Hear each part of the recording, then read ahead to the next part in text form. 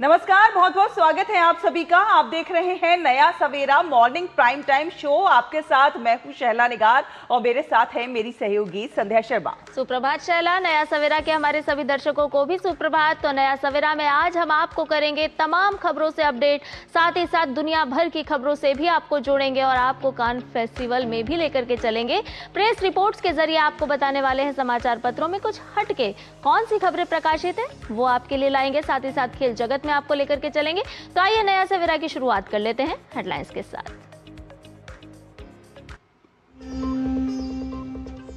बंगाल के बाद आज असम में प्रधानमंत्री की मौजूदगी में होगा बीजेपी और एनडीए की शक्ति प्रदर्शन। लगातार दूसरी बार मुख्यमंत्री पद की शपथ लेंगे हेमंता बिस्वा शर्मा।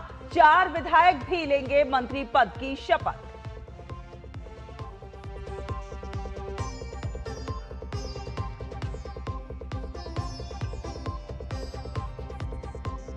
पंद्रह मई को यूएई से 5 देशों की यात्रा शुरू करेंगे प्रधानमंत्री Narendra Modi. Netherland, Sweden, Norway और इटली में भी द्विपक्षीय संबंधों पर होगी बात।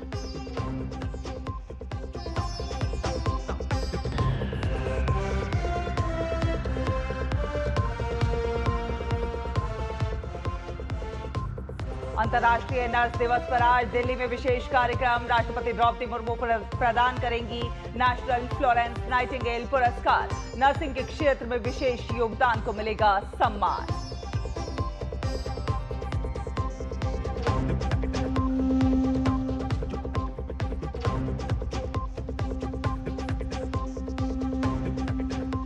सीजफायर के बीच ट्रंप का बड़ा बयान। ईरान के साथ संघर्ष विराम लाइफ सपोर्ट पर। ईरान ने भी हॉर्मुज संकट के लिए अमेरिका और इजराइल को ठहराया जिम्मेदार।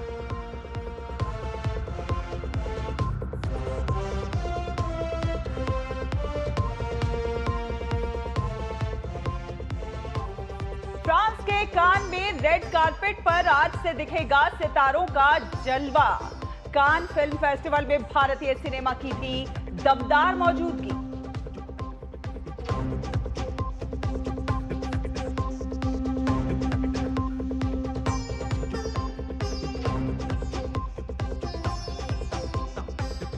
और अंडर 15 एशियन बॉक्सिंग चैंपियनशिप में भारत का जोरदार पंच। 6 पुरुष और 9 महिला मुक्केबाज की फाइनल में एंट्री।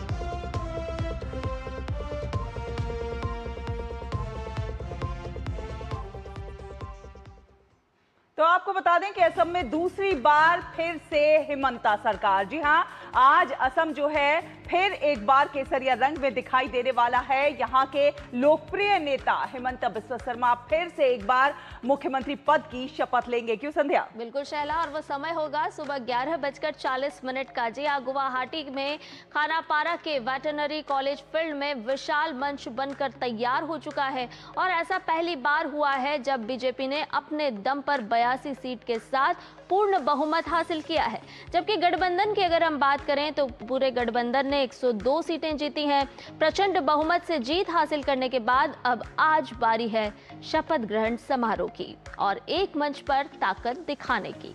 तो राज्यपाल लक्ष्मण प्रसाद मुख्यमंत्री हेमंता बिस्वा शर्मा और उनके मंत्रिमंडल के सदस्यों को पद और गोपनीयता की शपथ दिलाएंगे। वो राज्य में ये उपलब्धि हासिल करने वाले एकमात्र गैर कांग्रेसी मुख्यमंत्री हैं। तो असम के इतिहास में देखा जाए तो आज का दिन बेहद महत्वपूर्ण है, एक ऐतिहासिक दिन। बीजेपी और एनडीए का आज फिर शक्ति प्रदर्शन देखने को मिलेगा। तो मंच पर ये शक्ति प्रदर्शन और एक बड़ा संदेश देने की कोशिश वो नजर आती हुई नजर आएगी। तो हेमंता बिस्वा शर्मा असम की सियासत में एक ऐसा नाम है जिनके लिए महिलाओं और बच्चियों में भी दीवानगी नजर आती है। बिल्कुल, और वो इनके बीच में मामा के रूप में मशहूर भी हैं। जालूकबारी से विधायक, तेज तर्रार नेता, निर्णायक नेतृत्व और कुशल रणनीतिकार हैं। हेमंता बिस्वा शर्मा पूर्वोत्तर में बीजेपी का प्रमुख चेहरा है, बीजेपी के रणनीतिकारों में शुमार हैं हेमंता बिस्वा शर्मा और असम में बीजेपी का मजबूत चेहरा भी हैं। बिल्कुल, महिलाओं बच्चियों में लोकप्रिय हैं, मामा के नाम से जाने जाते हैं। और घुसपैठ के खिलाफ देखा जाए तो एक स्पष्ट नीति नजर आती है हेमंत बिस्वा शर्मा की। लगातार इस इलेक्शन में भी हमने देखा कि घुसपैठियों के खिलाफ जिस तरह से उन्होंने बात की है, लोगों के साथ घुलने मिलने की एक विशेष कला जानते हैं हेमंत बिस्वा शर्मा। पूर्वोत्तर में एक प्रमुख चेहरे के तौर पर देखे जाते हैं, फ्रंट फुट पर राजनीति करते हैं और सख्त प्रशासनिक क्षमता रखते हैं। आक्रामक बेबाक राजनीतिक शैली है, खुलकर बयान देने में कभी भी हिचकते हुए नजर नहीं आते और खास तौर पर जो विपक्ष की कमजोरियां हैं उनको भुनाने की कला उनको बखूबी आती है। संवेदनशील मुद्दों पर स्पष्ट दृष्टिकोण नजर आता है, तो बेहद महत्वपूर्ण है उनकी तमाम ये जो कला है जिससे वो जनता के बीच में अपना एक विशेष कनेक्ट बना पाते हैं और साथ ही साथ जो सामाजिक मुद्दे होते हैं उन पर खुलकर बोलते हैं। खुलकर बोलने से हिचकते नहीं है। लोगों के साथ घुलने मिलने की जो कला है वो उनको अलग बनाती है और खास बनाती है। और यही परिपक्व नेता की पहचान भी होती है, जो सही समय पर सही निर्णय ले और सही बयान भी दें। और ऐसे ही हैं हेमंत बिस्वा शर्मा, जो कि समय को भुनाना साफ तौर पर जानते हैं और साथ ही साथ जनता के बीच में भी खासे लोकप्रिय हैं। हेमंता के साथ साथ अगर हम आज की बात करें तो 4 विधायक भी मंत्री पद की शपथ लेने वाले हैं। इनमें से 2 बीजेपी के और एक सहयोगी दल यानी कि असम गण परिषद और बोडोलैंड पीपुल्स फ्रंट के होंगे। असम में एनडीए की ये तीसरी सरकार होगी। मंत्री पद की शपथ लेने वालों में रामेश्वर तेली, अतुल बोरा, चरण बोरो और अजंता नियोग शामिल हैं। जबकि स्पीकर पद की बात करें तो स्पीकर पद के लिए अनुभवी विधायक रंजित दास को उम्मीदवार के तौर पर नामित किया गया है। बिल्कुल, मुख्यमंत्री ने सभी सहयोगियों को बधाई देते हुए विश्वास भी जताया है कि ये एक नई टीम है और ये जो नई टीम है वो पूरे समर्पण के साथ एक सशक्त, विकसित और समृद्ध असम के निर्माण के लिए एकजुट होकर काम करती हुई कहीं ना कहीं नजर आएगी। तो असम में 4 विधायक जो हैं वो मंत्री बनेंगे। रामेश्वर तेली, अतुल बोरा, चरण बोरो और अजंता नियोग जो है मंत्री पद की शपथ लेते हुए नजर आएंगे। तो बेहद खास रहने वाला है ये शपथ ग्रहण समारोह। हेमंत बिस्वा शर्मा का ये शपथ ग्रहण समारोह कहीं ना कहीं शक्ति प्रदर्शन बीजेपी और एनडीए के लिए अपनी ताकत दिखाने का एक बेहद महत्वपूर्ण मौका होगा ये, क्योंकि प्रधानमंत्री नरेंद्र मोदी, गृह मंत्री अमित शाह और तमाम जो केंद्रीय मंत्री हैं वो उनके अलावा बीजेपी अध्यक्ष भी इस समारोह में मौजूद रहेंगे। एनडीए के सभी दल बंगाल में शुवेंदु सरकार के शपथ समारोह की तरह गुवाहाटी के मंच पर नजर आएंगे। बीजेपी और एनडीए शासित राज्यों के सभी सीएम और डिप्टी सीएम के साथ साथ तमाम बड़े नेताओं की मौजूदगी भी आज फिर एक बार सुर्खियों में रहने वाली है। तो शपथ ग्रहण के लिए प्रधानमंत्री नरेंद्र मोदी आज खुद मौजूद रहेंगे। गृह मंत्री अमित शाह भी इस मौके पर मौजूद रहेंगे। भारतीय जनता पार्टी के कई वरिष्ठ नेता इस शपथ ग्रहण समारोह में शामिल होने वाले हैं। शैला, बिल्कुल, बीजेपी अध्यक्ष नितिन नवीन भी इस अवसर पर मौजूद रहेंगे। सर्बानंद सोनोवाल, ज्योतिरादित्य सिंधिया, तमाम बड़े वो नाम जो कि शपथ ग्रहण समारोह में मेहमान के तौर पर वहां पर मौजूद होंगे। एक बार फिर से मुख्यमंत्री बनने जा रहे हेमंत बिस्वा शर्मा जी के विकास की राह पर चलने वाली सरकार को चुनने का काम किया है। ये अपने में दर्शाता है कि देश की जनता का विश्वास आज भी मेरे प्रधानमंत्री जी के ऊपर पूरी तरीके से कायम है। हेमंत बिस्वा शर्मा जी ने जिस तरह से अपना कुशल नेतृत्व दिखाया और लोगों का मन जीता, उसके वजह से आज ये बहुत अच्छा अवसर एनडीए के माध्यम से, बीजेपी के माध्यम से हमको दिख रहा है। हम ये आने वाली सरकार जो है मुख्यमंत्री जी को, उनके एनडीए के सहभागी सब पक्ष को और सब जनता को हार्दिक बधाई देते हैं। तो इसी पर ज्यादा जानकारी के लिए अमरेंद्र गुप्ता हमारे साथ जुड़ रहे हैं ग्राउंड जीरो से। अमरेंद्र, देखा जाए तो ये जो शपथ ग्रहण समारोह है ये कहीं ना कहीं एक तरह से बीजेपी और एनडीए के लिए एक तरह से शक्ति प्रदर्शन का एक मौका भी देता है। जो स्टेज होगा वो एक बड़ा संदेश देता हुआ नजर आएगा। निश्चित तौर पे सैला बात करें तो भारतीय जनता पार्टी और एनडीए के लिए एक बहुत बड़ा एक ये समय है जब वो अपना एक शक्ति प्रदर्शन दिखा रहे हैं। और जिस तरह से आसाम में आप देखिए कि 126 सीटें हैं और बहुमत के लिए 64 सीटें चाहिए होती है, लेकिन एनडीए के पास 102 सीटें हैं, जिसमें भारतीय जनता पार्टी के पास 82 सीटें और जो उनकी अलायंस है जिसमें असम गण परिषद है उसके पास 10 सीटें और बोडोलैंड पीपल फ्रंट 10 सीटें हैं, तो यानी कि कुल मिलाकर ये आंकड़ा 102 पहुंचता है, जो पूरे सीटों में से 3/4 का बहुमत है। तो एक मेगा विक्ट्री के साथ, एक बड़ी मेजोरिटी के साथ भारतीय जनता पार्टी और के अगुवाई में एनडीए सरकार बनाने जा रही है आसाम में। और ये लगातार 2016 से देखें तो तीसरी बार एनडीए की सरकार बन रही है। पहली बार भारतीय जनता पार्टी की जब सरकार बनी तो उसके बाद फिर 16 में और फिर 21 में 2021 में हेमंता बिस्वा शर्मा की सरकार बनी। और इसके बाद इस बार जो है उनके चेहरे और प्रधानमंत्री नरेंद्र मोदी के विकास की योजनाओं के आधार पर यह सरकार का गठन किया जा रहा है। और देखिए, इसमें सबसे बड़ी बात जो यह है कि जो आज जो शपथ ग्रहण समारोह है, इसमें न सिर्फ प्रधानमंत्री नरेंद्र मोदी रहेंगे वहां पे कार्यकर्ताओं को उत्साहवर्धन करने के लिए, बल्कि गृह मंत्री अमित शाह रहने वाले हैं। इसके अलावा एनडीए के तमाम राज्यों के जो मुख्यमंत्री और डेप्यूटी सीएम हैं वो भी रहने वाले हैं। इसके अलावा तमाम केंद्रीय मंत्री रहने वाले हैं और कार्यकर्ताओं को दूर दूर से आमंत्रित किया गया है। गुवाहाटी का जो वेटनरी ग्राउंड है, इस समय वहां पर तैयारियां लगभग पूरी हो चुकी हैं और 11:40 का जो मुहूर्त है वो तय किया गया है। 11:40 पर हेमंता बिस्वा शर्मा राज्य में दूसरी बार मुख्यमंत्री के तौर पर शपथ लेंगे और ये एनडीए का राज्य में तीसरी बार का सरकार गठन होगा। और मैं आपको बता दूं कि इसके लिए 4 जो नाम है, मुख्यमंत्री के साथ 4 नामों का भी ऐलान कर दिया गया है, जिसमें आपको पता होगा कि रामेश्वर तेली जो पूर्व में सांसद रहे हैं, केंद्रीय मंत्री थे, इस बार रामेश्वर तेली ने डिब्रूगढ़ की डुलियागंज विधानसभा सीट से जीत हासिल की है बड़े मार्जिन से। उनको मंत्री पद की शपथ दिलाई जाएगी। इसके अलावा असम गण परिषद के जो अध्यक्ष हैं अतुल बोरा, उनको भी मंत्री परिषद की शपथ दिलाई जाएगी। इसके अलावा एक नाम जो है बीपीएफ यानी कि बोडोलैंड पीपुल्स फ्रंट के जो नेता हैं चरण बोरो, जो उदालगिरी जिले की एक सीट से आते हैं, उनको शपथ दिलाई जाएगी। इसके अलावा आपको मैं बता दूं अनंता निगोम वो नाम है जो पहले वित्त मंत्री के तौर पर, पिछली सरकार में पहली महिला वित्त मंत्री के तौर पर रही हैं। बहुत लंबा अनुभव राजनीति का रहा है और इस बार भी उनको शपथ दिलाई जा रही है। तो हेमंता बिस्वा शर्मा के साथ ये 4 मंत्री हैं, क्योंकि जैसे मैंने आपको पहले बताया कि एनडीए की 4 मंत्रियों का आपने जिक्र किया है जी, एनडीए ने हैट्रिक लगाई है और जिन 4 मंत्रियों का अभी आप जिक्र कर रहे हैं, अगर हम देखें तो देखिए वो सहयोगी दलों से आते हैं। तो ऐसे में यहाँ पर यह भी समझना होगा कि किस तरह से भारतीय जनता पार्टी ने अपने सहयोगी दलों के साथ एक समन्वय बैठाने का काम और बड़ा संदेश देने का काम भी असम वासियों के साथ साथ पूरे देश में दिया है।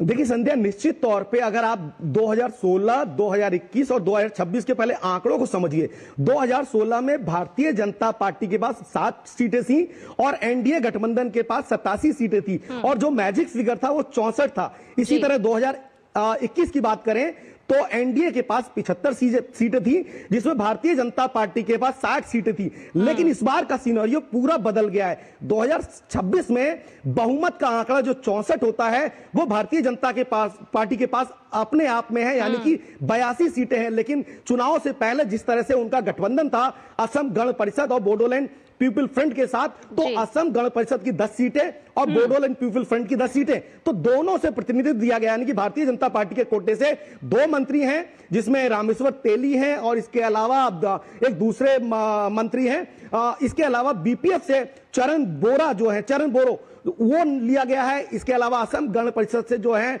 अतुल बोरा, इन दोनों को साथ में लिया गया। ये लोग पहले भी मंत्री रहे हैं, तो इस बार वही जो फॉर्मूला है उसको दिखाता हुआ नजर आ रहा है कि जो सत्ता के साथ रहे हैं, यानी कि जो अलायंस पार्टनर हैं, उनको पहले दौर में ही मंत्री पद की शपथ दिला के ये बताया जाए कि हम आपके साथ हैं, भले ही हम बहुमत में हैं लेकिन हमने आपके साथ चुनाव लड़ा है। तो ये 4 मंत्री उससे हैं, भारतीय जनता पार्टी के कोटे से 2 और एक मंत्री असम गण परिषद और बोडोलैंड पीपल फ्रंट से। और जो पूरा मंत्रिमंडल का जो स्वरूप होगा वो लगभग 18 से 19 मंत्री होंगे। एक संदेश ये भी देने की कोशिश की गई, क्योंकि आप देखिए जो विपक्षी और तमाम पार्टियां हैं उनमें सहयोगियों के साथ गठबंधन नहीं बन पाता है, या फिर गठबंधन बनता है तो बहुत जल्दी टूट जाता है, क्योंकि उस तरह का समीकरण साधने में कहीं ना कहीं वो पार्टियां पीछे रह जाती हैं। ऐसे में एनडीए और भाजपा का ये जो भाजपा का अपने सहयोगियों के साथ जो गठबंधन होता है वो बड़ा मजबूत होता है और इन तमाम समीकरणों को साधने की कोशिश की गई है। आपसे ये भी जानना चाहिए कि किसको क्या प्रोफाइल दिया जाएगा, अगर ये कुछ पता लग रहा हो, क्योंकि सभी की निगाहें इस पर ही हैं। देखिए मैं बता दूं कि जिस तरह से अतुल बोरा जो कोकाक कोकाघाट एक सीट है विधानसभा से, असम गण परिषद जो इनका अलायंस है वहां से आते हैं। पिछली बार भी कैबिनेट मंत्री का दर्जा था, तो इस बार भी कैबिनेट मंत्री का दर्जा उनको दिया जाएगा। इसके अलावा जो मैंने आपको नाम बताया, गोलाघाट से जो अनंता निगोम है, जो महिला पहली आसाम की पहली महिला मंत्री रही हैं, जिनके पास वित्त मंत्रालय था पिछली बार, तो उनको भी इस बार एक बड़ा प्रोफाइल दिया जाएगा, क्योंकि जिस तरह से पिछले 5 सालों में उन्होंने एक काम किया है तो वो काफी लोगों को प्रभावित करता रहा है। और महिला होने के नाते महिला सशक्तिकरण की बात में जो अनंता निगोम है उनका नाम बहुत इंपॉर्टेंट है। इसके अलावा मैंने जैसे आपको बताया कि बोडोलैंड पीपल फ्रंट, यानी कि जिससे आते हैं चरण बोरो जो है उदालगिरी जो आसाम का एरिया है वहां से आते हैं, और बोडोलैंड पीपल फ्रंट जो है लगातार आपने देखा कि किस तरह से उल्फा के बाद से बोडोलैंड पीपल फ्रंट के साथ भारतीय जनता पार्टी ने बातचीत की और शांति पहल के साथ उनके अपने साथ जोड़ा, और ये बड़े नेता है बोडोलैंड पीपल फ्रंट के, तो इनके पास भी एक बड़ा पोर्टफोलियो, हालांकि पोर्टफोलियो अभी डिसाइड नहीं हुआ है, लेकिन यह तय है कि इन चारों नेताओं के पास कैबिनेट रैंक का दर्जा मिलेगा। क्योंकि रामेश्वर तेली आपको पता कि केंद्र सरकार में मंत्री रहे, राज्य मंत्री थे, सांसद रहे, और जो डुलियागंज है डिब्रूगढ़ विधानसभा की सीट उसमें बड़े मार्जिन से जीते हैं, तो ये चारों को कैबिनेट मंत्री का पद दिया जा रहा है। और जो हेमंता विश्व शर्मा ने अभी कल बताया, जो जानकारी दी, उसके अनुसार उन्होंने स्वयं इन चारों नामों की चर्चा की है। उसके अलावा उन्होंने ये भी कहा कि जो मंत्रिमंडल का स्वरूप है 18 से 19 मंत्री मंत्रिमंडल में उनके साथ होंगे, लेकिन उसकी घोषणा बाद में होगी। लेकिन इस तरह से एनडीए ने यह बताने का प्रयास किया है कि किस तरह से भारतीय जनता पार्टी की अगुवाई में एनडीए सभी साथियों को लेकर साथ में चलती है। भले ही बहुमत का आंकड़ा उनके पास हो, भले ही उनकी जोती हो, लेकिन जो सम्मान है भारतीय जनता पार्टी और एनडीए का वो बरकरार रहेगा। और यह एक बड़ा मैसेज, और 2029 का जो लोकसभा चुनाव है उसमें भी आपको यह हुंकार दिखने को मिलेगी। जिस तरह से बंगाल में भारतीय जनता पार्टी की फतह हुई है, जिस तरह से आपने देखा कि आसाम में भारतीय जनता पार्टी की फतह हुई है, जिस तरह से और भी स्टेट में भारतीय जनता पार्टी काम कर रही है, तो ये कहीं ना कहीं 2029 का एक बड़ा एजेंडा है। और प्रधानमंत्री नरेंद्र मोदी का जो प्रेजेंस है वो अपने आप में भी कई मैसेज देता है।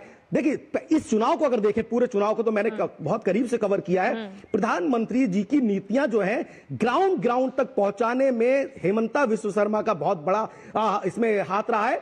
और जो ये चुनाव था वो प्रधानमंत्री की नीतियों और हेमंता विश्व शर्मा के चेहरे पर लड़ा गया है, क्योंकि इससे पहले जो है 2021 में उनके चेहरे पर नहीं लड़ा गया था, वो एनडीए के साथ थे, एनडीए में थे, तो भारतीय जनता पार्टी ने अपने मुद्दों पर लड़ा था। लेकिन पहली बार हेमंता विश्व शर्मा की अगुवाई में इस चुनाव को लड़ा गया, और केंद्र की सारी योजनाएं शामिल है, प्रधानमंत्री के विजन और नीतियों के साथ लड़ा गया है। तो ये बड़ा मौका है, और उनकी एक्सेप्टेंस भी पूरे आसाम में दिखाई देती है, जिस पर जनता ने विश्वास व्यक्त किया है। प्रधानमंत्री नरेंद्र मोदी एक मतदाता के बीच में ये विश्वास पैदा करने में खासियत रखते हैं। ये कहें कि एक मतदाता को उन्होंने अपनी तरफ रुझान किया है और आकर्षित भी किया है। बहुत बहुत शुक्रिया अमरेंद्र, तमाम जानकारी हमसे साझा करने के लिए। और आपको बता दें कि महाराष्ट्र के उप मुख्यमंत्री एकनाथ शिंदे भी शपथ समारोह में शामिल होंगे। उनसे गुवाहाटी में डीडी न्यूज संवाददाता रविंद्र सिंह ने एक्सक्लूसिव बातचीत की है, आपको दिखाते हैं। का दिन है आसाम वासियों के लिए कि हिस्टोरिक हैट्रिक हुई है और लैंडस्लाइड मैंडेट बीजेपी एनडीए को मिला है, और इसलिए हेमंता बिस्वा शर्मा उनको मैं बहुत बहुत अभिनंदन उनका करूंगा, उनको बहुत बहुत धन्यवाद दूंगा, शुभकामनाएं दूंगा, क्योंकि एक डायनामिक और विजनरी लीडर के रूप में उन्होंने काम किया। आदरणीय प्रधानमंत्री नरेंद्र मोदी जी और गृह मंत्री अमित भाई के मार्गदर्शन में उन्होंने जो काम किया है, इसलिए ये जीत हासिल हुई है। ये भी मैं कहूँगा कि आदरणीय देश के प्रधानमंत्री नरेंद्र मोदी जी का जो विजन है, जो सबका साथ सबका विकास और आत्मनिर्भर भारत और देश को आर्थिक महासत्ता बनाने का जो सपना है, ये सपना जो है इस पर लोगों ने भरोसा किया है, इस पर लोग भरोसा कर रहे हैं। इसलिए पश्चिम बंगाल में भी देखिए हिस्टोरिक मैंडेट मिला, और यहाँ पर भी हिस्टोरिक मैंडेट मिला है। ये भरोसे की बात है, ये डेवलपमेंट की बात है। और फिलहाल नया सवेरा में रुकने एक छोटे से ब्रेक के लिए जल्द हाजिर होंगे। सिप सिप जीरा सिप जीरा सिप एमडीएस का जलजीरा जीरा सिप जीरा सिप जीरा सिप प्यास बुझाए ठंडक लाए सबको भाई जीरा सिप, MDH का जलजीरा जीरा सिप। जीरा सिप, असली रिफ्रेशिंग, असली स्वाद, असली मजा। MDH। मेरी पसंद, मेरी पसंद, मेरी पसंद, मेरी पसंद, हमारी पसंद, हम सबकी पसंद। मजबूत देश का मजबूत सरिया हो गया स्टील। मास्टर जी नमस्ते, 2 ड्रेसेस बनानी है, ठीक है? ऐसा कुछ। लेकिन मास्टर जी 4 दिन में पार्टी है, बन जाएगी ना पक्का? हो जाएगा। कैसे? फैशन चेंजेस हमेशा, उषा हमेशा। ब्रेक के बाद स्वागत है, नया सवेरा देख रहे हैं आप और इस समय एक बड़ी खबर आ रही है। आपको बता दें कि पंजाब के मोहाली से ये बड़ी खबर है। पंजाब विजिलेंस ब्यूरो के हेडक्वार्टर पर छापेमारी कार्रवाई हुई है। जी हां, पंजाब से ये बड़ी खबर आपको बता रहे हैं। सीबीआई ने विजिलेंस के रिकॉर्ड खंगाले हैं और संपत्ति के सौदे में रिश्वतखोरी के आरोप लगे हैं। आधी रात को कर्मचारियों से पूछताछ हुई है। सीबीआई ने विजिलेंस के तमाम रिकॉर्ड जो है वो खंगाले हैं। संपत्ति के सौदे में रिश्वतखोरी के ये तमाम आरोप संध्या लगते हुए नजर आ रहे हैं और इसीलिए ये छापेमारी, बड़ी छापेमारी कार्रवाई हुई है। बिल्कुल शैला, पंजाब से लगातार इस तरह की खबरें सामने आ रही है। पिछले दिनों हमने देखा कि पंजाब सरकार के मंत्री पर भी कार्रवाई हुई और इसी कड़ी में अगर हम आज देखें तो पंजाब में विजिलेंस ब्यूरो के हेडक्वार्टर पर छापेमारी कार्रवाई की गई है। सीबीआई ने ये छापेमारी कार्रवाई की है। मोहाली में पंजाब विजिलेंस ब्यूरो का हेडक्वार्टर है और इस हेडक्वार्टर पर पहुंची है सीबीआई की टीम और सीबीआई ने विजिलेंस के रिकॉर्ड खंगालने का काम किया है। और आधी रात की अगर हम बात करें तो यहाँ पर पहुंची है टीम। संपत्ति के सौदे में रिश्वतखोरी के आरोप तमाम तरह के लगे हैं और इसी की जांच करने के लिए, इन्हीं सबको खंगालने के लिए सीबीआई की टीम पहुंची है। प्रॉपर्टी के सौदे को लेकर रिश्वत के कथित आरोप हैं। बिल्कुल, तो पंजाब के मोहाली से बड़ी खबर आप तक पहुंचा रहे हैं। मोहाली में पंजाब विजिलेंस ब्यूरो के हेडक्वार्टर पर सीबीआई का छापेमारी कार्रवाई हुई है। तो विजिलेंस ब्यूरो के हेडक्वार्टर पर ये छापेमारी की कार्रवाई हुई है। सीबीआई ने विजिलेंस के तमाम रिकॉर्ड जो हैं खंगाले हैं। सीबीआई ने विजिलेंस के तमाम रिकॉर्ड खंगाले हैं क्योंकि संपत्ति के सौदे में कहीं ना कहीं रिश्वतखोरी के बड़े आरोप लगते हुए नजर आ रहे हैं। तो पंजाब के मोहाली से ये बड़ी खबर है। गुरमीत सिंह जालंधर से जुड़ रहे हैं ज्यादा जानकारी के साथ। गुरमीत, क्या कुछ पूरी खबर है?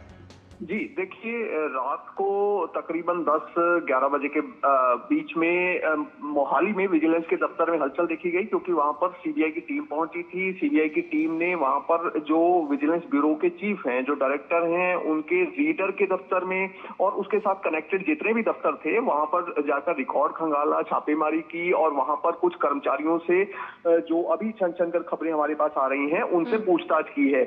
हालांकि सीबीआई की तरफ से अभी तक आधिकारिक तौर पर कोई बयान नहीं आया है कि ये छापेमारी किस वजह से की गई है, क्यों की गई है, मगर पूरी रात जो है वो मीडिया जो है मोहाली का और चंडीगढ़ का वो लगातार सीबीआई की टीमों को ट्रेस करता रहा क्योंकि चंडीगढ़ के एक 5 स्टार होटल में वहां पर कुछ हलचल देखने को मिली क्योंकि कुछ सादे कपड़ों में लोग आपस में डील कर रहे थे। तभी वहां पर सीबीआई की टीम पहुंचती है तो कुछ लोगों को हिरासत में लिया जाता है। उसके बाद विजिलेंस के दफ्तर में सीधा मोहाली की टीम पहुंचती है। तो कुल मिलाकर जो है जो इसकी कड़ियां जोड़ी जा रही हैं वो ये जोड़ी जा रही हैं कि जो विजिलेंस ब्यूरो का एक अधिकारी वो इस भ्रष्टाचार के मामले में लिप्त था और इसके साथ ही एक साइमल्टेनियसली रेड की गई है पंजाब के मलोट इलाके में। मलोट इलाके में राघव नाम का एक शख्स है जिसे बताया जाता है कि वो मिडलमैन है, राघव गोयल। उसके घर भी रात को तकरीबन 1 बजे सीबीआई की टीम पहुंची है और वहां पर भी रेड की गई है और कुछ लोगों को इस पूरे मामले में हिरासत में लिया गया है। और ये आपको बता दें कि ये जो विजिलेंस ब्यूरो के अधिकारी हैं ये सीधे तौर पर विजिलेंस के डायरेक्टर शरद सत्य चौहान के बड़े क्लोज हैं क्योंकि उन्हीं के दफ्तर में ये तैनात हैं, बताया ये जा रहा है। तो फिलहाल जो सीबीआई की रेड जो है उनका छापा जो है वो अभी भी जारी है, बल्कि इस समय की जो तस्वीर हमारे सामने आ रही है वो ये है कि सुबह का समय है तो विजिलेंस के अधिकारी जिस तरह से दफ्तर में जाते हैं तो कुछ अधिकारियों को, कुछ कर्मचारियों को अभी दफ्तर में जाने से रोका गया है, यानी कि सीबीआई की टीम इस समय भी वहां पर मौजूद है और वहां पर अभी भी रिकॉर्ड को खंगाला जा रहा है। चलिए गुरमीत, और आगे जो भी अपडेट आपसे आपको जो भी मिले वो आपसे हम साझा करेंगे, लेकिन फिलहाल के लिए आपका बहुत बहुत धन्यवाद।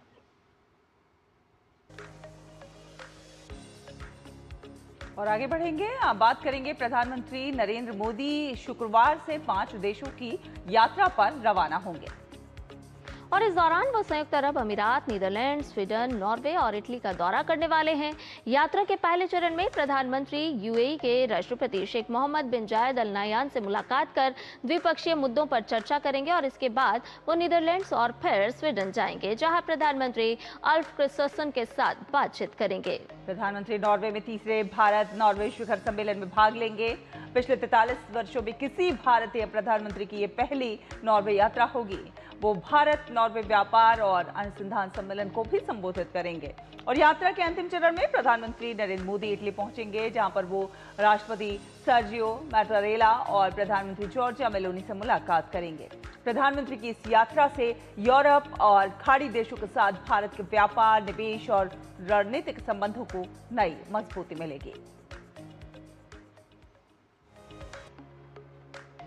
विदेश मंत्री डॉक्टर एस जयशंकर ने संयुक्त राष्ट्र मुख्यालय में शून्य से अनंत तक प्रदर्शनी का उद्घाटन किया। संयुक्त राष्ट्र में भारत के स्थायी मिशन ने इस प्रदर्शनी का आयोजन किया है। ये प्रदर्शनी गणित के क्षेत्र में भारत के ऐतिहासिक योगदान को प्रदर्शित करती है। इसमें शून्य के आविष्कार से लेकर अनंत की अवधारणा तक की यात्रा को दर्शाया गया है।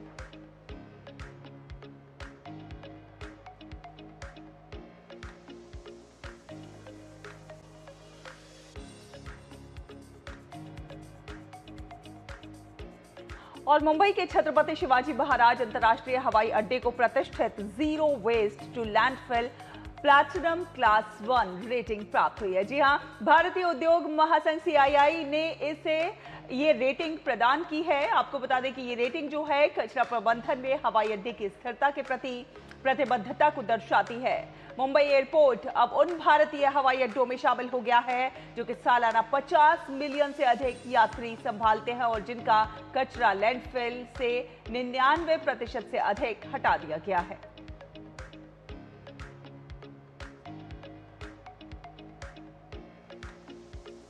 और आज अंतर्राष्ट्रीय नर्स दिवस है, एक ऐसा अवसर जो उन हाथों को सम्मान देने के लिए मनाया जाता है जो हर दिन अनगिनत जिंदगियों को संभालते हैं।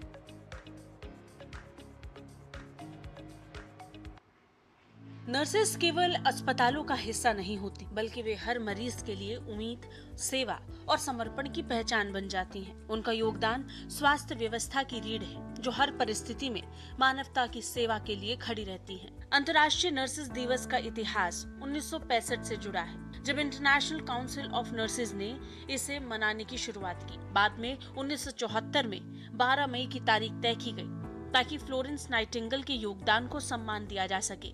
इस वर्ष अंतर्राष्ट्रीय नर्स दिवस 2026 की थीम है हमारी नर्सें हमारा भविष्य, सशक्त नर्सें जीवन बचाती हैं। ये थीम इस बात पर जोर देती है कि दुनिया भर में नर्सों को बेहतर संसाधन, सम्मान और मजबूत कार्य व्यवस्था मिलनी चाहिए।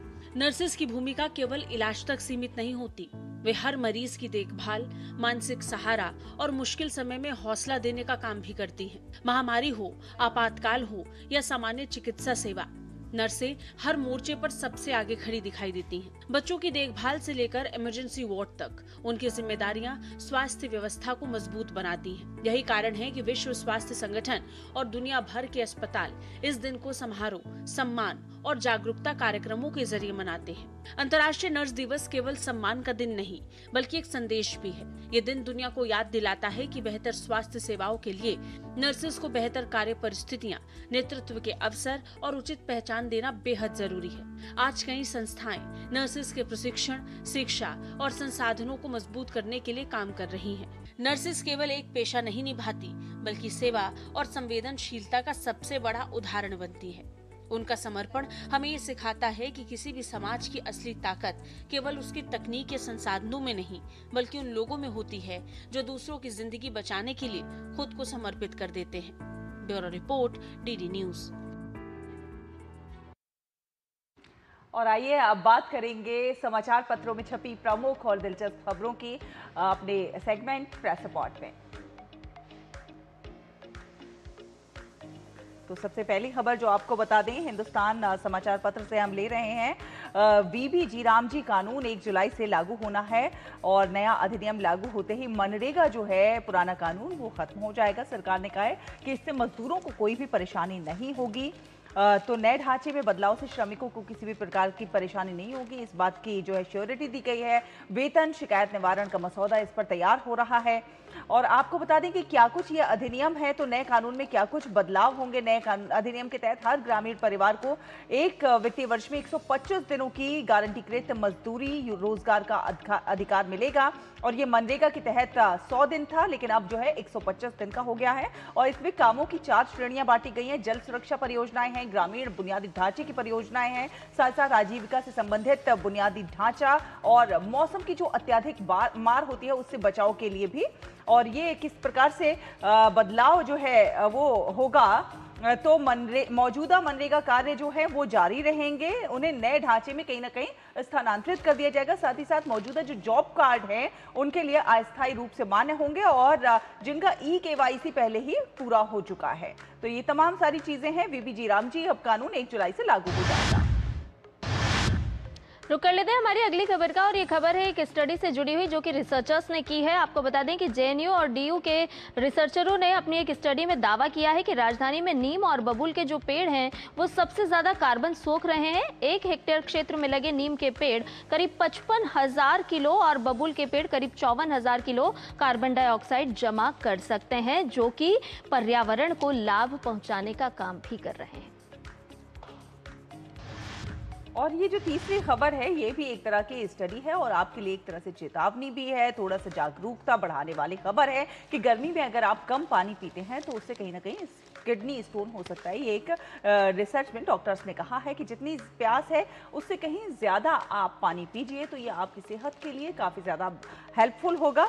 तो क्या करना है, आपको बता दें कि गर्मी में किडनी स्टोन के मामले जिस प्रकार से बढ़ते हैं तो कहीं ना कहीं कम पानी पीने का इसका कारण होता है, जिससे किडनी का ना केवल साइज बढ़ जाता है बल्कि ये आसानी से निकलता भी नहीं है और इसकी वजह से असहनीय दर्द भी होता है। तो आपको ज़्यादा से ज़्यादा पानी पीना है, जितना हो सके पानी पिए। दर्द अगर लगातार बढ़ रहा हो और यूरिन रुकने लगे तो बुखार के साथ दर्द हो तो तुरंत डॉक्टर से संपर्क करें। और कई लोग इस दर्द को सहते रहते हैं कि ठीक हो जाएगा, लेकिन ऐसा ना सोचें, बल्कि संक्रमण और किडनी डैमेज का इससे खतरा बढ़ सकता है और इसलिए डॉक्टर से संपर्क जरूर करें। और बचाव के लिए आप अपना जो घरेलू उपाय कर सकते हैं वो जितनी प्यास है उससे कहीं ज्यादा आप पानी पीते रहें। आमतौर पर लोग दिन भर में 2.5 से 3 लीटर पानी पीते हैं, उससे भी आप और ज्यादा पी सकते हैं।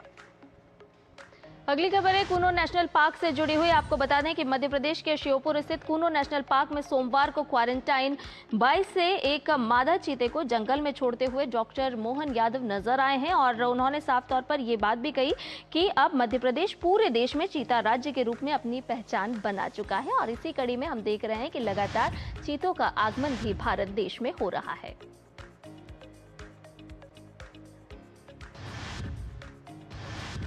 और इसी के साथ फिलहाल एक छोटा सा ब्रेक, आप देखते रहिए डीटी न्यूज।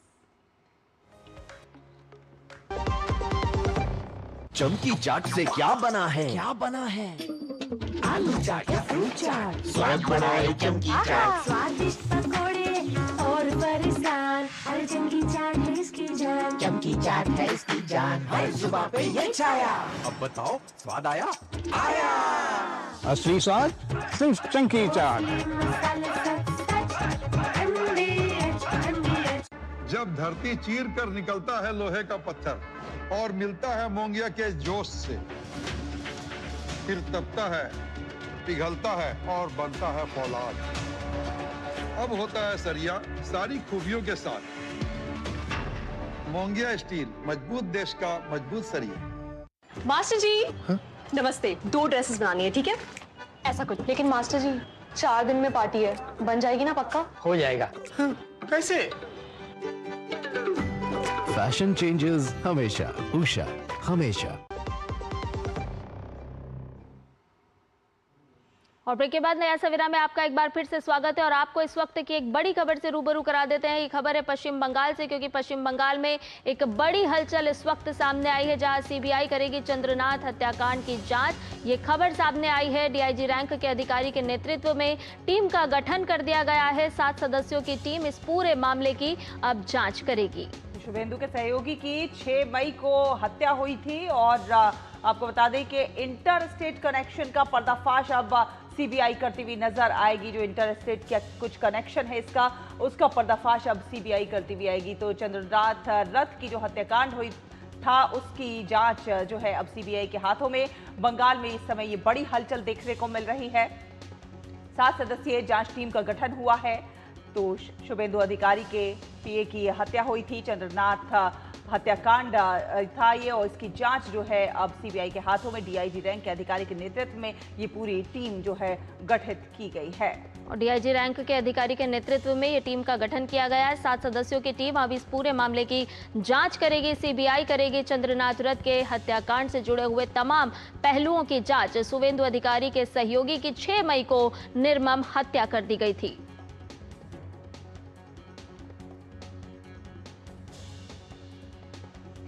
और ताजा अपडेट ले लेते हैं, हमारे संवाददाता सौरभ दत्ता इस पूरी खबर पर हमारे साथ जुड़ गए हैं, फोन लाइन पर मौजूद हैं। सौरभ, लगातार हम देख रहे हैं जब से हत्याकांड हुआ था उसके बाद जिस तरह से प्रतिक्रियाएं निकल करके सामने आ रही थी, तो कहा था कि दोषियों को बख्शा नहीं जाएगा, हमलावरों को बख्शा नहीं जाएगा। और अगर हम देखें तो उसी कड़ी में अब सीबीआई के हाथ सौंप दी गई है ये जांच।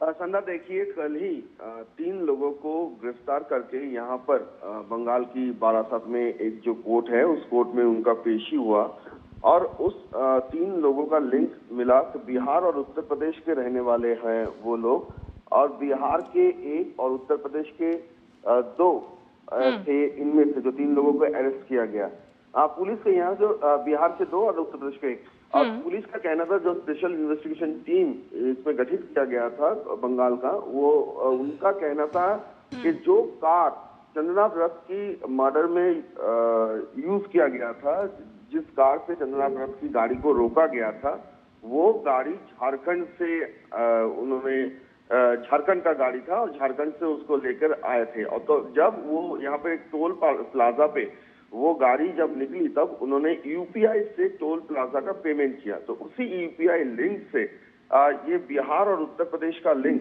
सामने आया है। साथ ही साथ जो बाइक रिकवर हुआ था वो बाइक का नंबर प्लेट भी झारखंड का ही था।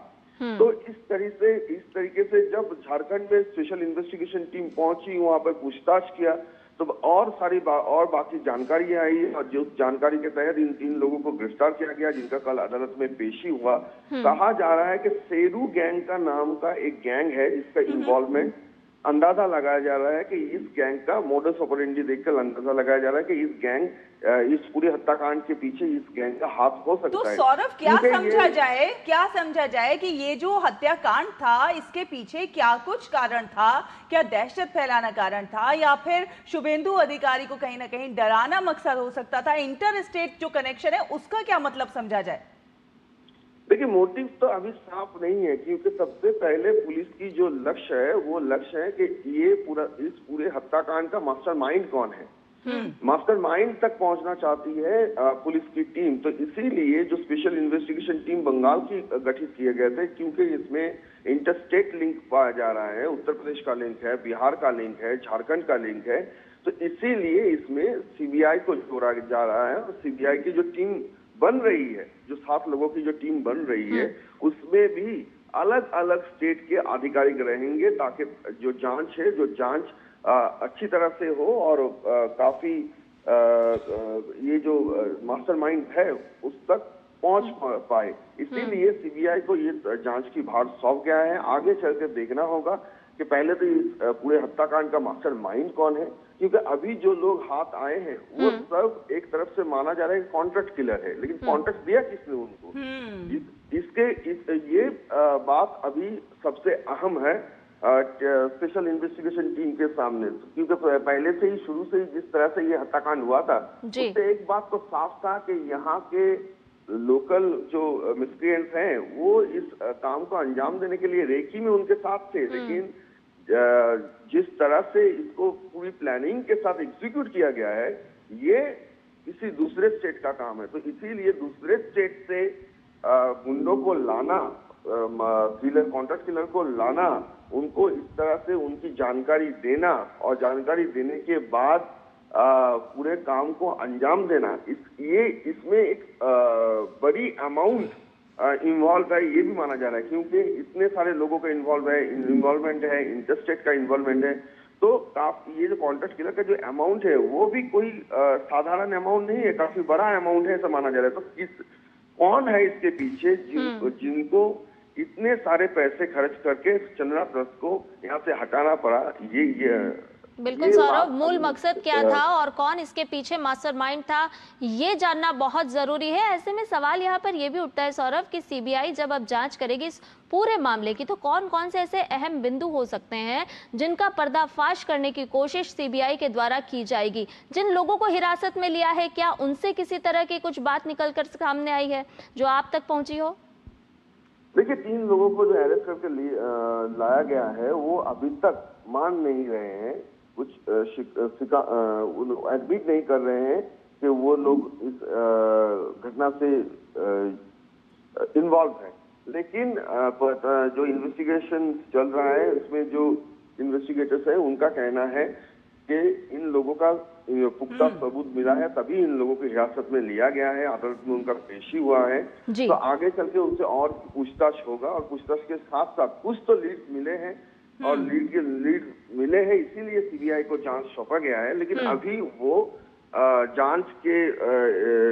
जांच उससे बिगड़ सकता है, इसीलिए पुलिस अभी तक उसके ऊपर कुछ बोल नहीं पा रही है। उनका कहना है तो वो काम कर रहे हैं और भी थोड़ा पुख्ता इंफॉर्मेशन उनके पास आने के बाद वो सारी बातें सामने लाएंगे। तो कई बड़े सवाल हैं कि कब, क्या और कैसे हुआ और किस तरह से ये हत्याकांड को अंजाम दिया गया, कौन कौन इसके पीछे थे, क्या कुछ साजिश थी। तमाम इन सवालों के जवाब ढूंढने की कोशिश जो है सीबीआई करती हुई नजर आएगी। बहुत बहुत धन्यवाद सौरभ, ये तमाम अपडेट हमारे दर्शकों तक पहुंचाने के लिए।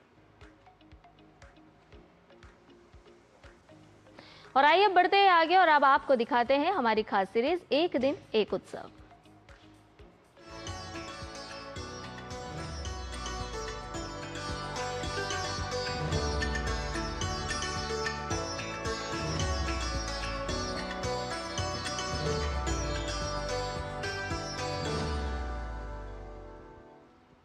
तो तेलंगाना में हनुमान जयंती का पर्व पूरे श्रद्धा, उत्साह और भक्ति के साथ मनाया जा रहा है।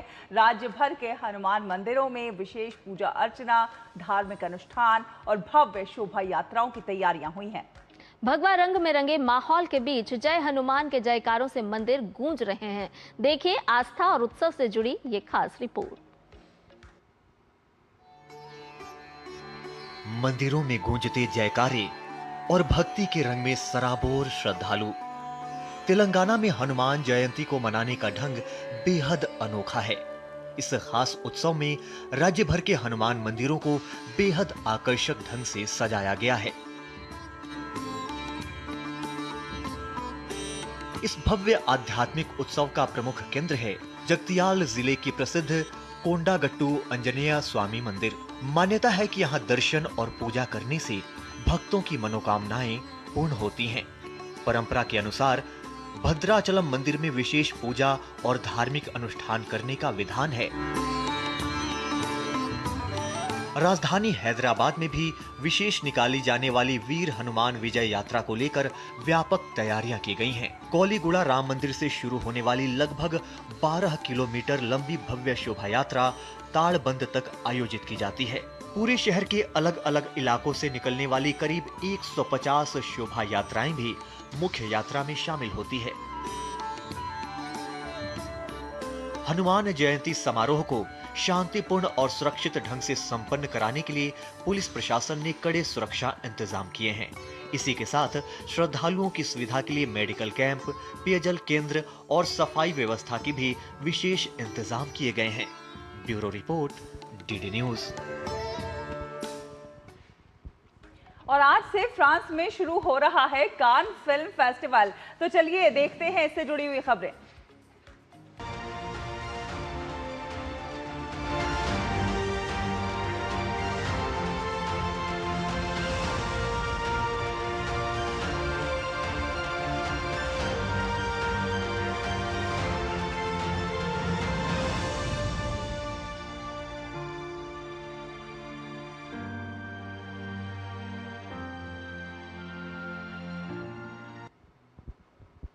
फ्रांस का खूबसूरत शहर कान एक बार फिर सज चुका है और दुनिया के सबसे प्रतिष्ठित फिल्म समारोहों में से एक कान फिल्म फेस्टिवल का आगाज हो चुका है। लेकिन इस बार चर्चा सिर्फ ग्लैमर और रेड कारपेट तक सीमित नहीं है, बल्कि भारतीय सिनेमा की बढ़ती वैश्विक साख भी सुर्खियों में है।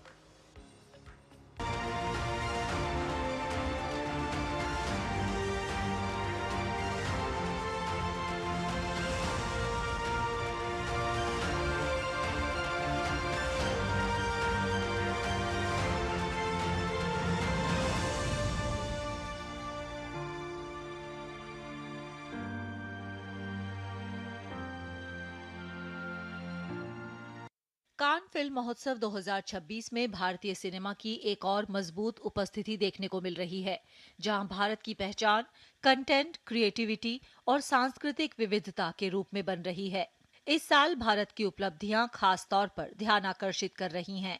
सबसे बड़ी उपलब्धि प्रसिद्ध निर्देशक जॉन अब्राहम की चर्चित फिल्म अम्मा अरियन का 4K रीस्टोर्ड वर्जन है, जो कान क्लासिक सेक्शन में प्रीमियर हो रहा है।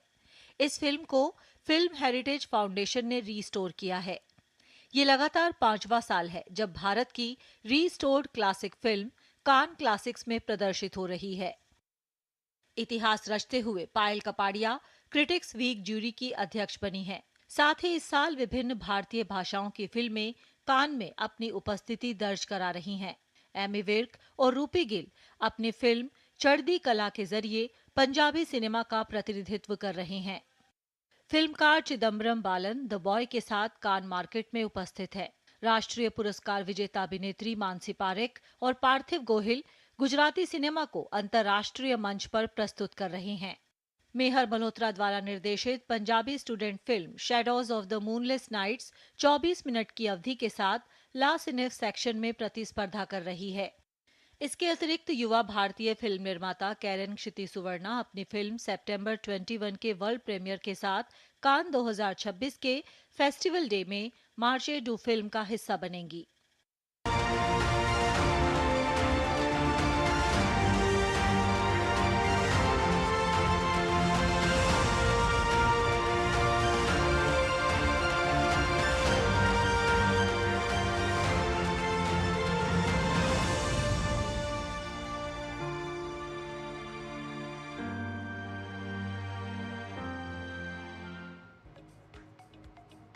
तो हमारी सहयोगी Jaya Sinha Cannes film festival से हमारे साथ जुड़ रही हैं। जया, इस बार कान फिल्म फेस्टिवल में क्या कुछ खास है, जरा सिलसिलेवार तरीके से हमारे दर्शकों को बताइए। जी हाँ, बिल्कुल। आज दुनिया के सबसे प्रतिष्ठित फिल्म महोत्सवों में शुमार कान फिल्म महोत्सव का आगाज होने जा रहा है। आज शाम रेड कार्पेट पर दुनिया के सबसे बड़े सितारे उतरने वाले हैं और लगातार हम देख रहे हैं कि दुनिया के सबसे प्रतिष्ठित फिल्म महोत्सवों में शुमार होने के लिए दुनिया भर से सिने प्रेमी, कला प्रेमी, निर्माता, निर्देशक सब पहुंच रहे हैं कान फिल्म महोत्सव में। क्योंकि कान फिल्म महोत्सव में शिरकत करना वाकई एक बहुत ही गौरवान्वित करने वाला पल होता है। कान फिल्म महोत्सव में जो फिल्में आती हैं, जिनका सिलेक्शन होता है, कहीं ना कहीं ऑस्कर की रेस में भी वो फिल्में बाकी फिल्मों से थोड़ा आगे हो जाती हैं। तो इस बार कान फिल्म महोत्सव का ये 79वां संस्करण है, 79th कान फिल्म फेस्टिवल। और इस बार काफी ध्यान दिया गया है कि जो कान फिल्म फेस्टिवल की जो विरासत रही है, जो इसका इतिहास रहा है, उसका जश्न हमें यहाँ देखने को मिले। कान फिल्म महोत्सव की अगर ओपनिंग की बात करें तो आज शाम आगाज होगा मशहूर फ्रेंच फिल्म मेकर पियरे साल्वाडोरी की French period comedy film electric किस के साथ। ये इस कान फिल्म महोत्सव की ओपनिंग फिल्म है और साथ ही साथ जो इसका ऑफिशियल पोस्टर है वो भी लगातार सुर्खियां बटोर रहा है। कान फिल्म महोत्सव की बात होती है तो बात होती है चकाचौंध की, बात होती है ग्लैमर की। लेकिन इस बार कान फिल्म महोत्सव ने अपने ऑफिशियल पोस्टर के लिए 1991 में कान फिल्म महोत्सव में भी प्रीमियर की हुई फिल्म यानी कि एक रंगीन फिल्म के ब्लैक एंड व्हाइट स्टिल को चुना है। और जय, इसके साथ साथ अगर हम भारत की भागीदारी को समझना चाहें तो किस तरह से भारत अपनी मौजूदगी दर्ज कराता हुआ इस साल यहाँ पर नजर आएगा? अगर हम बात करें कान फिल्म महोत्सव के 2026 के संस्करण में, तो इस बार भी भारतीय फिल्में काफी दमदार मौजूदगी अपनी दर्ज करा रही हैं। सबसे पहले बात करें तो क्रिटिक्स वीक जूरी में पायल कपाड़िया एक बार फिर हैं, वो जूरी को हेड कर रही हैं। बीते साल में हमने देखा कि कैसे कान फिल्म महोत्सव में पायल कपाड़िया की फिल्म को सर्वोच्च सम्मान मिला। तो वहीं इस बार भारतीय फिल्मों में सिर्फ हिंदी सिनेमा नहीं बल्कि अलग अलग राज्यों से जो क्षेत्रीय सिनेमा है वो भी वैश्विक मंच पर जिस तरह से उसका बोलबाला देखने को मिल रहा है, उसकी एक झलक भी कान फिल्म महोत्सव में दिखेगी। एक्टर सिंगर आमी व्रिक अपनी पंजाबी फिल्म के साथ यहां पर कान में शिरकत करेंगे। वहीं राष्ट्रीय पुरस्कार विजेता अभिनेत्री मानसी पारिक अपनी गुजराती फिल्म के साथ कान फिल्म महोत्सव में शिरकत कर रही हैं। तो वहीं लास्ट एंड सेक्शन में मेहर मल्होत्रा की फिल्म भी मुकाबला करती हुई नजर आएगी। एक बड़ी उपलब्धि भारत के लिए ये होगी कि लगातार ये 5वां साल है जबकि भारतीय क्लासिक के रीस्टोर्ड वर्जन का यहां पर वर्ल्ड प्रीमियर किया जा रहा है। बीते साल हमने देखा था कि कैसे 1970 की सत्यजीत रे की मास्टरपीस अरने दिन रात्रि का यहां पर उसका प्रीमियर हुआ था, और इस बार यहां पर विख्यात फिल्म मेकर जॉन अब्राहम की फिल्म अम्मा अरियन का 4K रीस्टोर्ड वर्जन का वर्ल्ड प्रीमियर किया जाएगा। इसका 4K वर्जन रीस्टोर किया है फिल्म हेरिटेज फाउंडेशन ने, और ये कल्ट क्लासिक फिल्म है। जब इस फिल्म को बनाने की जब सोची थी जॉन अब्राहम ने, उस वक्त उनको एक फाइनेंसर नहीं मिल पाया था, लेकिन उन्होंने कहा था कि नहीं, मैं ये फिल्म बनाऊंगा। उड़ीसा कलेक्टिव के तहत गांव-गांव जाकर, शहर-शहर जाकर इस फिल्म के लिए पैसे इकट्ठा किए गए और ये फिल्म बनी और इसने खूब सराहना बटोरी। चलिए, बहुत बहुत धन्यवाद जया, आप बने रहिएगा हमारे साथ, क्योंकि अभी तो आज से तो शुरुआत हो रही है कान फिल्म महोत्सव की। अभी हर दिन आपसे तमाम जो ताज़ा अपडेट्स होंगी वो हासिल करते रहेंगे। बहुत बहुत धन्यवाद। आगे बढ़ेंगे और बात करेंगे आज AI का खतरा किस प्रकार से लगातार बढ़ता जा रहा है, उसके लिए क्या कुछ किया जा रहा है। बिल्कुल शैला, हम लगातार देख रहे हैं कि साइबर खतरा मंडरा रहा है, लेकिन उसको कैसे रोक सकते हैं उस पर भी हम बात करते हैं। तो आपको बता दें कि क्लाउड मिथोस कंपनी का एक नया और अत्याधुनिक उन्नत AI मॉडल साइबर सुरक्षा के लिए नए जोखिम उत्पन्न कर रहा है। इन जोखिमों से बचने के लिए आज नया सवेरा के इस सेगमेंट में हम आपको बताएंगे कि भारत की SET-in ने क्या एडवाइजरी जारी की है। क्या आप जानते हैं कि वर्ष 2023 की तुलना में 2025 में भारतीय संस्थानों पर साइबर हमलों में 70% की बढ़ोतरी देखी गई है, और जैसे जैसे तकनीक रफ्तार पकड़ रही है, इन साइबर हमलों की चुनौती भी बढ़ती जा रही है। इसका मतलब कि ये जो उन्नत AI मॉडल्स हैं, इनसे जोखिम भी है। नई जनरेशन के इस तरह के AI मॉडल साइबर हमलों को पहले से कहीं ज्यादा तेज, स्मार्ट और खतरनाक बना रहे हैं, और SET-in ने जारी की है ये इंपॉर्टेंट एडवाइजरी। संस्थाओं को अलर्ट रहने के लिए कहा गया है, निरंतर निगरानी करें, ऐसे टूल्स यूज करें जो साइबर हमलों के साथ साथ AI से संचालित एक्शन की पहचान कर सकें। जहां तक हो, इंटरनेट से जुड़े आयाम अपनी पूरी व्यवस्था में कम से कम रखें, और जीरो ट्रस्ट मॉडल यूज करें। लोगों को सीमित एक्सेस दें। संस्थान के पूरे नेटवर्क तक पहुंच की बजाय नेटवर्क को छोटे छोटे भागों में बांटें, ताकि एक नेटवर्क पर साइबर हमला हो तो दूसरा उससे बचा रहे, और कोई कमजोरी सिस्टम में दिखे तो उसे कुछ दिनों में नहीं, कुछ घंटों में ही ठीक कर लें। ओपन सोर्स पर निर्भरता कम करें, सॉफ्टवेयर सप्लाई चेन रिस्क पर ध्यान दें, लेकिन सबसे अहम बात कि साइबर स्वच्छता अपनाएं।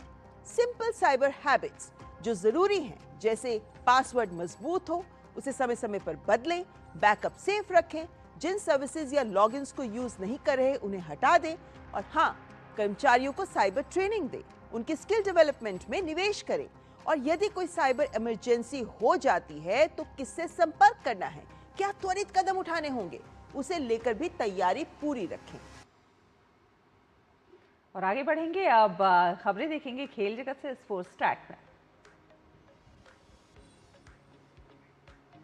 एशियाई मुक्केबाजी अंडर 15 चैंपियनशिप में भारत के 6 मुक्केबाजों ने फाइनल में जगह बना ली है। वहीं 7 भारतीय मुक्केबाजों को कांस्य पदक से संतोष करना पड़ा। भारत ने ICC की वनडे रैंकिंग में शीर्ष स्थान बरकरार रखा है। भारत के खाते में 118 अंक हैं। वहीं न्यूजीलैंड दूसरे और मौजूदा विश्व चैंपियन ऑस्ट्रेलिया तीसरे स्थान पर। IPL में आज गुजरात टाइटंस का सामना सनराइजर्स हैदराबाद से होगा। यह मैच शाम 7:30 बजे अहमदाबाद में खेला जाएगा।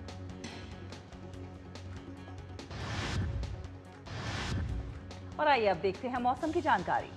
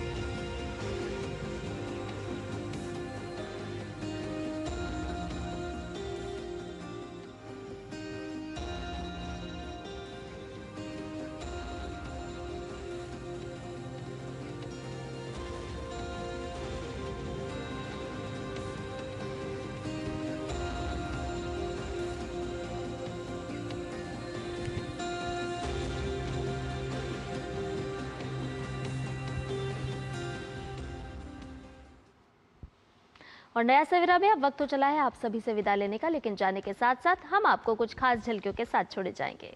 जी हाँ, आपको दिखाते हैं अटलांटिक महासागर में पाए जाने वाले पफिन की खूबसूरत झलकियां। जी हाँ, अपनी रंग बिरंगी चोंच और शांत स्वभाव के कारण इसे कॉमन पफिन भी कहा जाता है। तो आप ये मनमोहक झलकियां देखिए और मुझे, संध्या को और हमारी पूरी टीम को दीजिए अनुमति। नमस्कार।